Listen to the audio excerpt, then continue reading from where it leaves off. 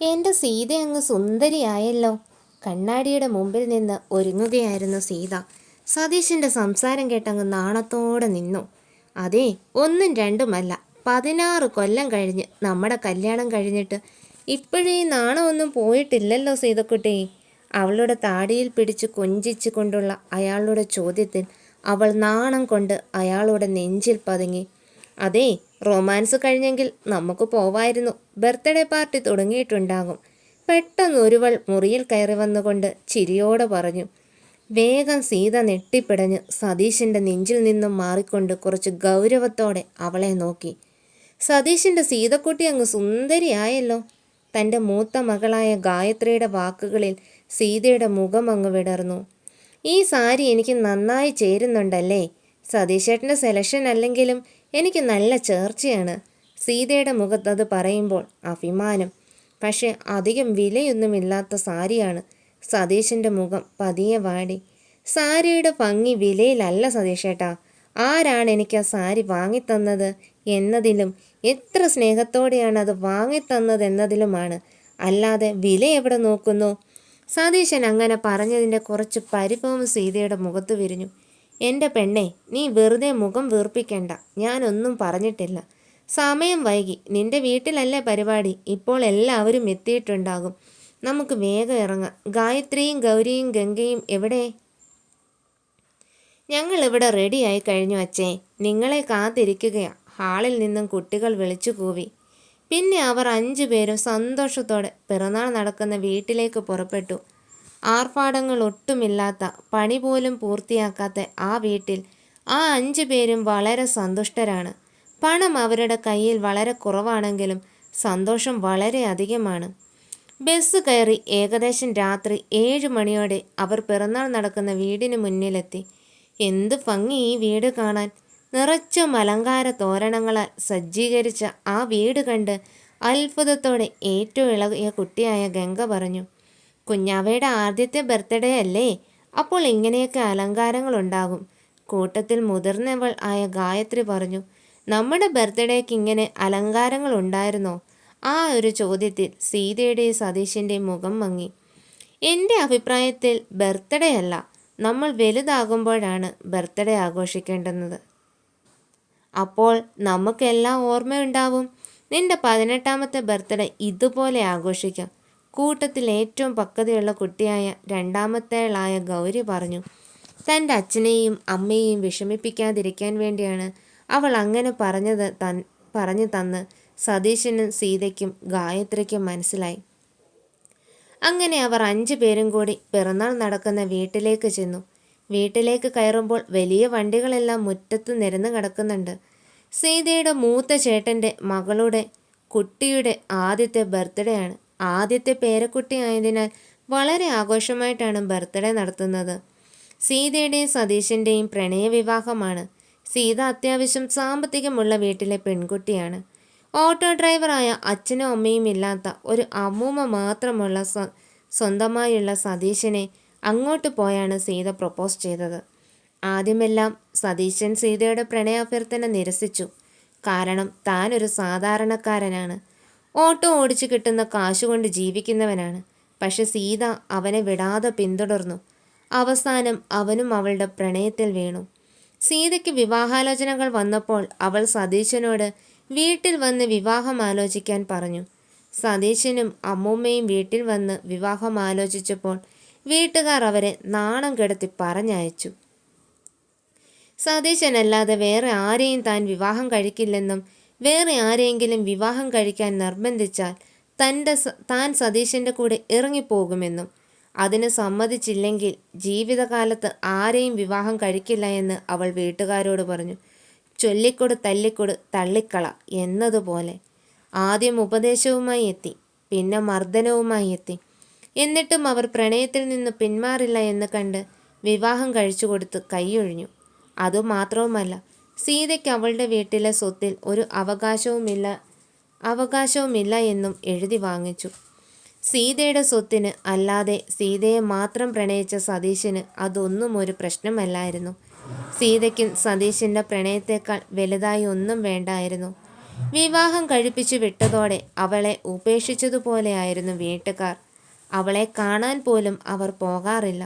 എന്തെങ്കിലും കാര്യമുണ്ടെങ്കിൽ അന്യരെ പോലെ പോയി അതിൽ പങ്കെടുത്തുകൊണ്ടുവരും. അതുപോലെ തന്നെ സീതയും അവളുടെ വീട്ടിൽ എന്തെങ്കിലും ആവശ്യത്തിനു മാത്രമേ പോകാറുള്ളൂ. അച്ഛനെയും അമ്മയെയും കാണാൻ ആദ്യം പോകുമെങ്കിലും അവളുടെ അച്ഛൻ അവളോടൊട്ടും സംസാരിക്കാറില്ല. അമ്മയാണെങ്കിൽ കുത്തുന്നത് പോലുള്ള സംസാരമാണ്, പ്രത്യേകിച്ച് സതീശനെ. അതിഷ്ടപ്പെടാത്ത സീത അതോടെ അവിടേക്ക് പോകാതായി. ഇന്നിപ്പോൾ നാട്ടുകാരെ എല്ലാവരെയും ഫംഗ്ഷന് വിളിക്കുന്നത് പോലെ സീതയുടെ വീട്ടിൽ ഫംഗ്ഷൻ വിളിച്ചതാണ് ചേട്ടൻ. അതിൽ അവളും കുടുംബവും സന്തോഷത്തോടെ പങ്കെടുക്കാൻ ചെന്നു. സീതയെ കണ്ടപ്പോൾ ഒരു മിക്ക മുഖങ്ങളിലും പുച്ഛഭാവമാണ്. നല്ലൊരു ജീവിതം ഹോമിച്ചുകൊണ്ട് പാവപ്പെട്ടവൻ്റെ കൂടെ ഇറങ്ങിപ്പോയ മന്ദബുദ്ധി എന്ന രീതിയിലാണ് ഒരുമിക്കവരും അവളെ നോക്കുന്നത്.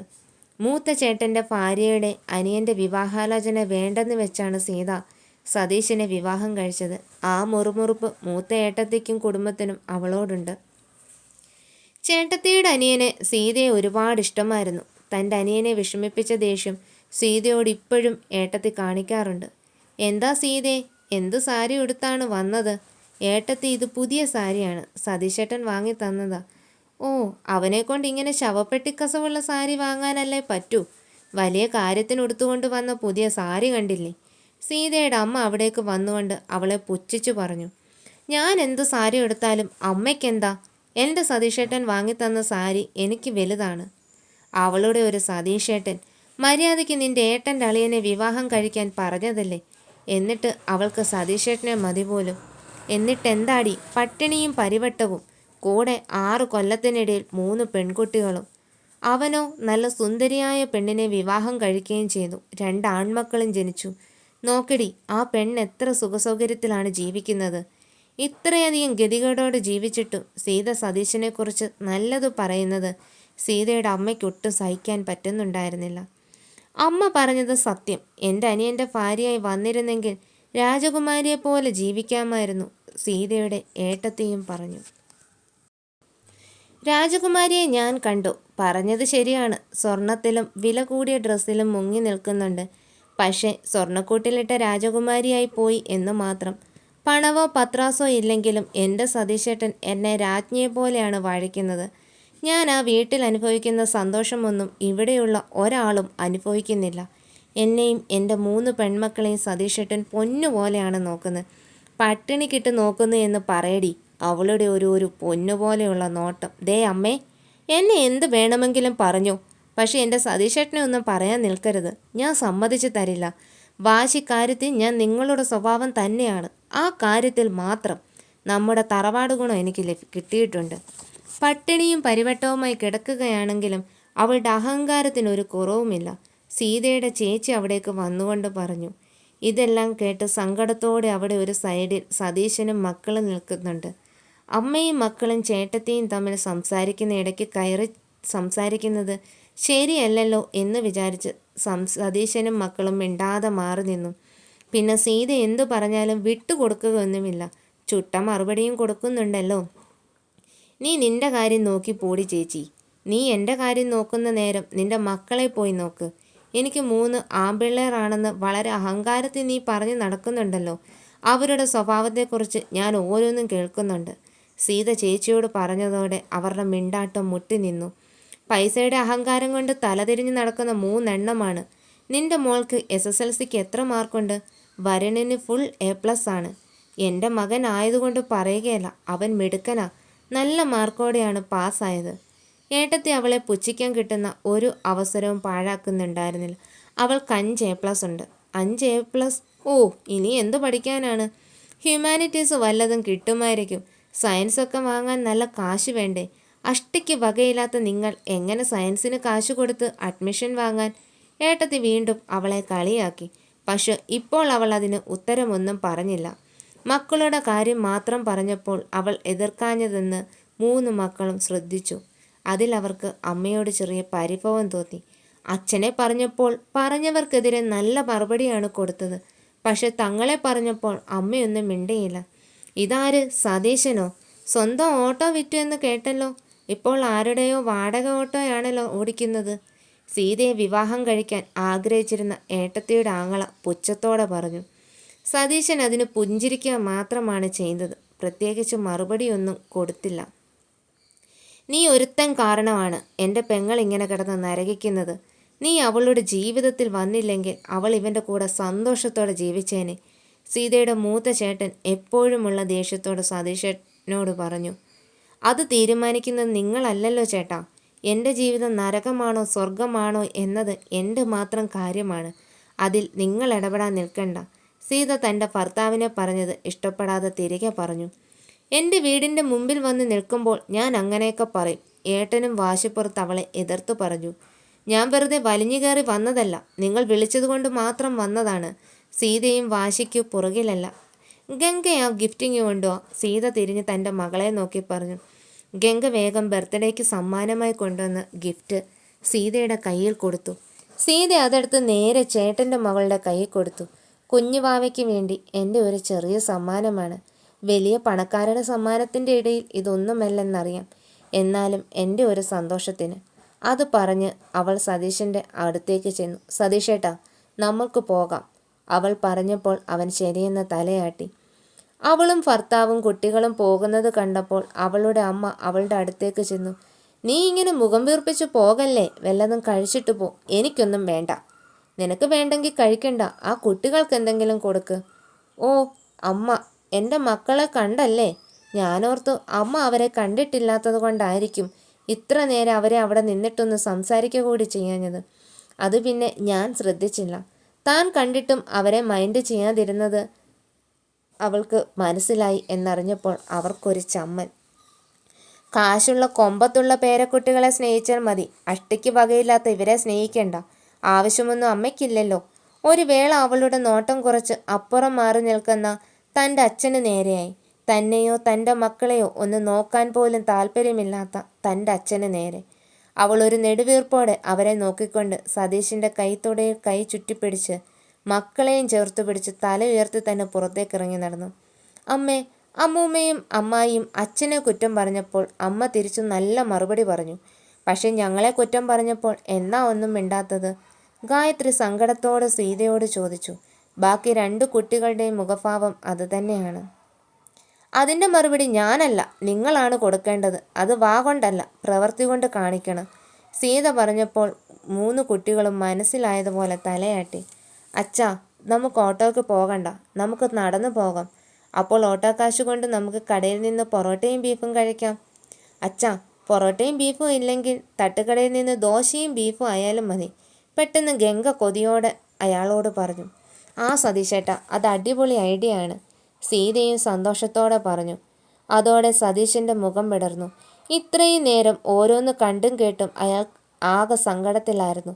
തൻ്റെ ഭാര്യയുടെയും മക്കളുടെയും സന്തോഷം കണ്ട് അയാളുടെ മുഖം വിടർന്നു.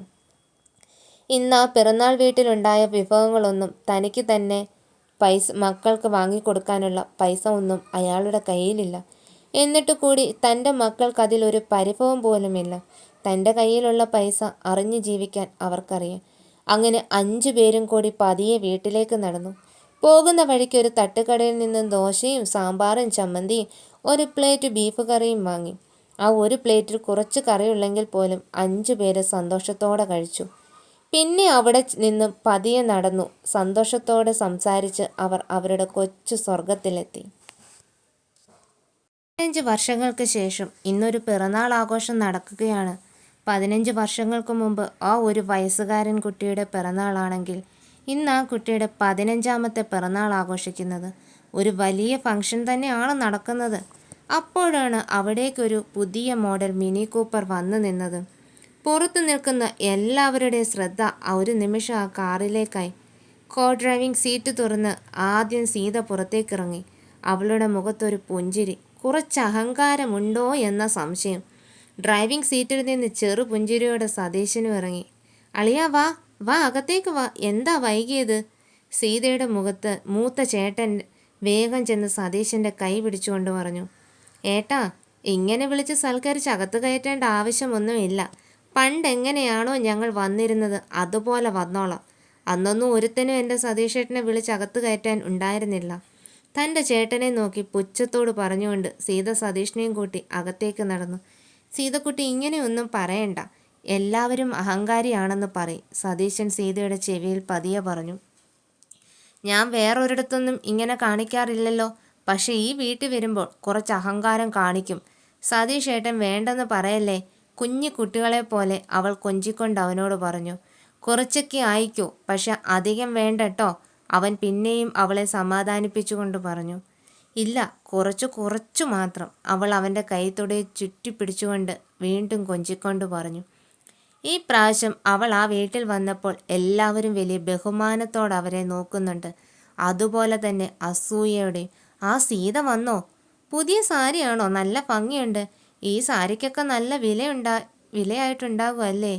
ഇത് ഞാൻ ഫ്ലിപ്കാർട്ടിൽ നിന്ന് വാങ്ങിച്ച 350 രൂപയുടെ സാരിയാണ്. സീത തൻ്റെ ചേച്ചിയുടെ ചോദ്യത്തെ അടിമുടി പുച്ഛിച്ചു. നിനക്ക് വേണമെങ്കിൽ 3 ലക്ഷം രൂപയുടെ സാരി ഉടുക്കാമല്ലോ, പിന്നെ എന്തിനാ ഈ വെറും 350 രൂപയുടെ സാരി? അവളുടെ അമ്മ വളരെയധികം സന്തോഷത്തോടെ അവളുടെ അടുത്ത് വന്ന് നിന്ന് പറഞ്ഞു. വന്ന വഴി മറക്കാൻ ഈ സതീശിൻ്റെ പെണ്ണിനറിയില്ല അമ്മേ, അവൾ തിരിച്ചും പറഞ്ഞു. എന്താ ചേച്ചി ഒന്നും മിണ്ടാതെ നിൽക്കുന്നത്? മക്കളൊന്നും വന്നില്ലേ? തൻ്റെ 3 ആൺമക്കളെ കൊണ്ട് പൊറുതിമുട്ടി ജീവിക്കുന്ന തന്നെ ചേച്ചിയെ നോക്കി സീത ചോദിച്ചു. നീ ഗായത്രിയോട് പറഞ്ഞ് ആ കമ്പനിയിൽ മൂത്തവൻ എന്തെങ്കിലും ഒരു ജോലി കൊടുക്കുമോ? 3 തേരാപാര നടക്കുകയാണ്, ഒരു ജോലിക്കും പോകില്ല. ജോലിക്ക് പോയില്ലെങ്കിൽ എന്താ ചേച്ചി കുഴപ്പം? നിങ്ങൾ നല്ല പണക്കാരല്ലേ, നിങ്ങളുടെ കയ്യിൽ കാശുണ്ടല്ലോ, പിന്നെ ജോലിക്ക് പോയില്ലെങ്കിലും കുഴപ്പമില്ല. പിന്നെ ഗായത്രിയോട് ഞാനൊന്നും പറയില്ല, എനിക്കെന്നെ മക്കളോട് ജോലിയിൽ ഇഷ്ടപ്പെടുന്നത് ഇഷ്ടമല്ല. വേണമെങ്കിൽ ചേച്ചി നേരിട്ട് പറഞ്ഞു. നീ ഗായത്രിയോടൊന്നും പറയാൻ നിൽക്കണ്ട. സ്വന്തം മക്കളെ നിനക്ക് നിർത്താൻ പറ്റാതെ അവരെ തോന്നിയതുപോലെ വിട്ടിട്ട് ഇപ്പോൾ മര്യാദയ്ക്ക് ജീവിക്കുന്ന പിള്ളേർക്ക് ശല്യമുണ്ടാക്കാൻ വേണ്ടി ജോലി ചോദിക്കുന്നു. സീതയുടെ അമ്മ അവളുടെ ചേച്ചിയെ ശകാരിച്ചു. എന്നാലും തൻ്റെ അമ്മയുടെ മാറ്റത്തെ സീത പുച്ഛത്തോടെ നോക്കുകയാണ്. പണ്ട് തൻ്റെ മക്കളെ തിരിഞ്ഞു നോക്കാതെ ചേച്ചിയുടെയും ചേട്ടൻ്റെയും മക്കളുടെ പുറകെയായിരുന്നു. ഇപ്പോൾ തൻ്റെ മക്കൾ അമ്മയ്ക്ക് പ്രിയപ്പെട്ടവരായി. സീതേ, മക്കൾ വരില്ലേ? വരുൺ അവർ വരുന്നത് നോക്കി നിൽക്കുകയാണ്. അവർ 3 പേരും വരുന്നുണ്ട്. ഗംഗമോളും വരുന്നുണ്ടോ? ഏട്ടത്തി സന്തോഷത്തോടെ ചോദിച്ചു. അവൾ ഇന്നലെ വൈകിട്ട് നാട്ടിലെത്തി. ചേച്ചിമാരുടെ കൂടെ കുറച്ചു കഴിയുമ്പോൾ വരും. ഇതാരാണ് മനസ്സിലായില്ലല്ലോ? ഏട്ടത്തിയുടെ ഒരു കൂട്ടുകാരി സീതയെ കണ്ട ഏട്ടത്തിയോട് ചോദിച്ചു. ഇത് സീത, എൻ്റെ ഇളയ നാത്തൂനാണ്. ഇത് സീതയുടെ ഭർത്താവ് സതീശൻ. ആദ്യം ഒരു ഓട്ടോ ഡ്രൈവറായിരുന്നു, ഇപ്പോൾ മക്കളൊക്കെ പഠിച്ച് വലിയ ജോലിയിലെത്തി. ഇപ്പോൾ ആർഭാടപൂർവമായ ജീവിതം അല്ലേ? എറണാകുളത്തെ നഗരമധ്യത്തിൽ 4 വില്ലകളാണ് ആ കുട്ടികൾ വാങ്ങിയത്. ഒരെണ്ണം അച്ഛനമ്മയ്ക്കും, ബാക്കി 3 എണ്ണം അവർക്കും. പിന്നെ അച്ഛനെയും അമ്മയെയും 6 മാസം കൂടുമ്പോൾ അവർ എവിടെയെങ്കിലും ട്രിപ്പ് പറഞ്ഞു വിടും. ഇപ്പോൾ വിദേശത്തൊക്കെയാണ് ഇവർ പോകുന്നത്. അതുകൂടാതെ കഴിഞ്ഞ വെഡ്ഡിങ് ആനിവേഴ്സറിക്ക് വില കൂടിയ കാറാണ് നൽകിയത്. ശരിക്കും ഭാഗ്യം ചെയ്ത അച്ഛനും അമ്മയുമാണ്. മൂത്തവൾക്ക് 10ാം ക്ലാസ്സിൽ 5 A+ ഉണ്ടായിരുന്നുള്ളൂ. എന്നിട്ടും ഹ്യൂമാനിറ്റീസ് പഠിച്ച് LLBയും LLMും എടുത്ത് ഇപ്പോൾ വലിയൊരു കോർപ്പറേറ്റ് കമ്പനിയുടെ ലീഗൽ അഡ്വൈസറാണ്. ബോംബെയിലാണ് ആ കമ്പനി. പിന്നെ രണ്ടാമത്തവൾ ഡേറ്റാ സയൻറ്റിസ്റ്റാണ്. എറണാകുളത്തെ വലിയൊരു IT ഫേമിലാണ് അവളുടെ ജോലി. നല്ല ശമ്പളമാണുള്ളത്. പിന്നെ മൂന്നാമത്തവൾ IFS ഓഫീസറാണ്. അമേരിക്കയിലെ ഇന്ത്യൻ എംബസിയിലാണ് ജോലി. മക്കൾ ഉണ്ടായാൽ ഇവരെ പോലെയുള്ള കുട്ടികൾ ഉണ്ടാവണം. വേട്ടയ്ക്ക് തൻ്റെ കൂട്ടുകാരിയോട് വിശദീകരിച്ച് പറഞ്ഞപ്പോൾ സതീശനും സീതയും അങ്ങ് അഭിമാനത്തോടെ തലയുയർത്തി നിന്നു. എല്ലാവരാലും പുച്ഛിച്ച് തള്ളിയ തൻ്റെ മക്കളെക്കുറിച്ച് എല്ലാവരും വാഴ്ത്തിപ്പാടുന്നു. ആ അച്ഛൻ്റെയും അമ്മയുടെയും ഹൃദയം സന്തോഷം കൊണ്ട് നിറഞ്ഞു. അപ്പോഴാണ് മുറ്റത്ത് 3 വില കൂടിയ SUV കാറുകൾ വന്ന് നിന്നത്. ഒരു കാറിൽ നിന്ന് ഗായത്രിയും അവരുടെ ഭാവി വരനും, വേറൊരു കാറിൽ നിന്ന് ഗംഗയും അവളുടെ ഭാവി വരനായ ഒരു അമേരിക്കക്കാരനും, 3ാമത്തെ കാറിൽ നിന്ന് ഗൗരിയും ഇറങ്ങി. തൻ്റെ അമ്മ പറഞ്ഞതുപോലെ അവർക്കുള്ള മറുപടി പ്രവൃത്തിയിലൂടെ നൽകിക്കൊണ്ടാണ് അവർ ആ വീട്ടിലേക്ക് അന്തസ്സോടെ കയറി വന്നത്. ഏതൊരു കാശിനെയും ഏതൊരു അഹങ്കാരത്തിനെയും മാറ്റിമറിക്കാൻ നല്ല വിദ്യാഭ്യാസത്തിന് കഴിയുമെന്ന് തെളിച്ച 3 ചുണക്കുട്ടികൾ. 3 പേരും അത്യധികം കഠിനാധ്വാനത്തോടെ പഠിച്ച നല്ല നിലയിൽ ജോലി നേടി അച്ഛനെയും അമ്മയെയും അഭിമാനത്തോടെ നടത്തുന്നു. ആഹാ, ഗായത്രി മോളുടെ ചെക്കനും കൂടെയുണ്ടോ? എന്നാണ് ഇവരുടെ കല്യാണം? പെട്ടെന്ന് കല്യാണം നടത്തണ്ടേ? സീതയുടെ അമ്മ വേഗം വന്ന് ഗായത്രിയുടെ കയ്യിൽ പിടിച്ചുകൊണ്ട് പറഞ്ഞു. ഗായത്രിയുടെ കല്യാണം വൈകാതെ ഉണ്ടാകും. സതീശൻ അതുവഴി മറുപടി പറഞ്ഞു. ഗംഗമോളെ, ഏതായി ചെക്കൻ? ഇത് ജെഫ്രി എഡിസൺ, എൻ്റെ കൂടെ ജോലി ചെയ്യുന്നതാണ്. ഓ, നാട് കാണാൻ വന്നതാണല്ലേ? ഏട്ടത്തി വേഗം പറഞ്ഞു. അവർ പാർട്ട്നേഴ്സാണ്, അവർ ലിവിങ് ടുഗദറാണ്, സീത നിസ്സാരമായി അങ്ങ് പറഞ്ഞു. ബാക്കി എല്ലാവരും ഒരു ഞെട്ടലോടെ അത് കേട്ടു. എന്നാലും മറുപടിയൊന്നും പറയാൻ പോയില്ല. ഗായത്രി മോളുടെ കൂടെ ഗംഗമോളുടെയും കല്യാണം അങ്ങ് നടത്തിക്കൂടെ? സീതയുടെ അമ്മ വേഗം പറഞ്ഞു. ലിവിങ് ടുഗദർ എന്ന് പറഞ്ഞത് അവർക്കത്ര പിടിച്ചില്ല. മക്കൾക്ക് താല്പര്യമുണ്ടെങ്കിൽ ഞങ്ങൾ നടത്താൻ തയ്യാറാണ്. സതീശനാണ് അതിന് മറുപടി കൊടുത്തത്. അങ്ങനെയാണെങ്കിൽ ഗൗരിമോൾക്കും ഒരാളെ കണ്ടുപിടിച്ച് 3 പേരുടെ കല്യാണം ഒരുമിച്ച് നടത്തിക്കൂടെ? അമ്മൂമ്മ വേഗം പറഞ്ഞു. അതമ്മ പറഞ്ഞത് ശരിയാണ്. നമുക്കിത് ഗൗരിക്ക് വേണ്ടി വരുണിനെ ആലോചിക്കാം. അത്രയേ അവന് ശമ്പളമില്ലെങ്കിലും അവനും എഞ്ചിനീയർ ആണല്ലോ. സതീശ, എന്താണ് നിങ്ങളുടെ അഭിപ്രായം? അയ്യോ ഏട്ടത്തി, അതൊന്നും ശരിയാവില്ല. ഞങ്ങൾ പാവപ്പെട്ടവരല്ലേ, ഞങ്ങൾ അതിനനുസരിച്ചുള്ള ബന്ധം നോക്കിക്കോളാം. നിങ്ങളെപ്പോലെ പണക്കാരുമായുള്ള ബന്ധമൊന്നും ഞങ്ങൾക്ക് ശരിയാവില്ല. ചേട്ടത്തിക്കെതിരെയുള്ള അവസാന ആണിക്കല്ലും അടിച്ചുകൊണ്ട് സീത കള്ള നിഷ്കളങ്കതയോടെ പറഞ്ഞു. അത് കേട്ട് മക്കൾ ചിരി അടക്കാൻ പാടുപെടുന്നുണ്ട്. സതീശനാണെങ്കിൽ അവളെ കണ്ണുരുട്ടി നോക്കുന്നുണ്ട്. അമ്മ, ഇതാ ബർത്ത്ഡേ കൊടുക്കാനുള്ള സമ്മാനം കൊടുത്തിട്ട് വേണം നമുക്ക് എല്ലാവർക്കും കൂടി തട്ടുകടയിൽ പോയി ദോശയും ബീഫും കഴിക്കാൻ, ഗംഗ സീതയോട് പറഞ്ഞു. അയ്യോ മക്കളെ, ഇവിടെ നിന്ന് ഭക്ഷണം കഴിക്കാലോ, പിന്നെന്തിനാ തട്ടുകടയിൽ പോകുന്നത്? സീതയുടെ അമ്മ വേഗം പറഞ്ഞു. ഞങ്ങൾക്കെപ്പോഴും ഇവിടെ ഫംഗ്ഷന് വരുമ്പോൾ തട്ടുകടയിൽ നിന്ന് കഴിച്ചല്ലേ ശീലം. അതുകൊണ്ട് അത് മാറ്റാൻ വളരെ ബുദ്ധിമുട്ടാണ്. അമ്മേ, ഗംഗ പറഞ്ഞത് ശരിയാ. ഞങ്ങൾ ഈ പാവപ്പെട്ടവർക്ക് ഈ പണക്കാരുടെ ഭക്ഷണമൊന്നും ഇറങ്ങില്ല. ഞങ്ങളുടെ സന്തോഷം ആ തട്ടുകടയും ഭക്ഷണവും കൂടെയുള്ള ഭക്ഷണവും സന്തോഷത്തോടെ കഴിക്കുന്നതാണ്. സതീശേട്ടാ, പോകാം. മക്കളെ, വാ പോകാം.